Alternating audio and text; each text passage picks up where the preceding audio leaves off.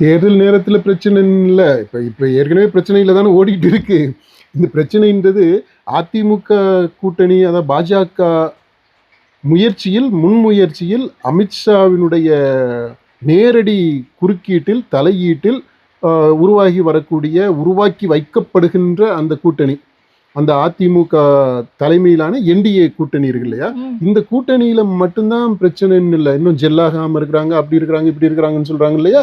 அது இதுக்கு மட்டும் இல்லை, திமுக கூட்டணியிலையுமே அந்த பிரச்சனை இருக்கு. அங்கேயுமே பிரச்சனை ஓடிக்கிட்டே தான் இருக்குது. நமக்கு எல்லாருக்குமே தெரியும்.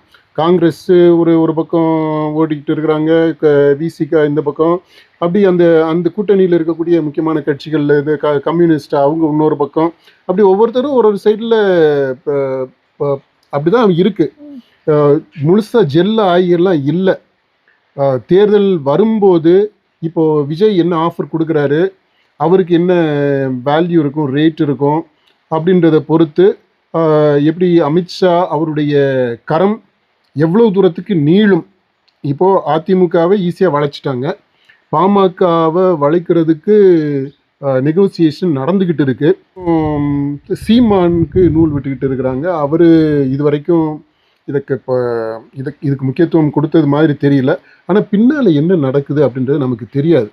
இந்த அரசியல்லையே பொதுவாக இந்த திரைக்கு பின்னாடி நடக்கக்கூடிய விஷயங்கள் 90% திரைக்கு பின்னால் தான் நடக்குது.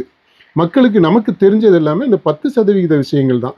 இப்போ இன்னொன்று ரொம்ப அப்பட்டமாக நமக்கு எல்லாருக்குமே தெரியக்கூடியது என்னன்னா, அவங்களுமே இந்த நயினார் நாகேந்திரன் முதற்கொண்டு எல்லாருமே சொல்கிறாங்க, வெளிப்படையாகவே சொல்லியிருக்கிறாங்க, நம்ம தமிழிசை எல்லாமே ஒரு சாஃப்டாக விஜய் இப்போ டீல் பண்ணுறாங்க.